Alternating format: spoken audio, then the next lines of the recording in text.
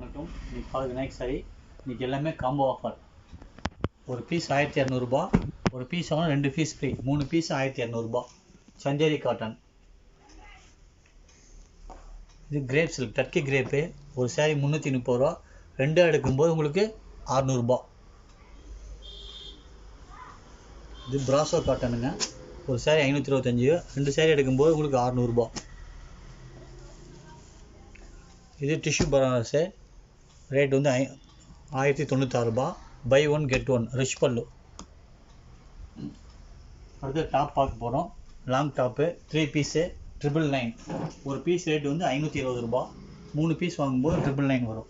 M சைஸ்லேருந்து XXL வரைக்கும் available.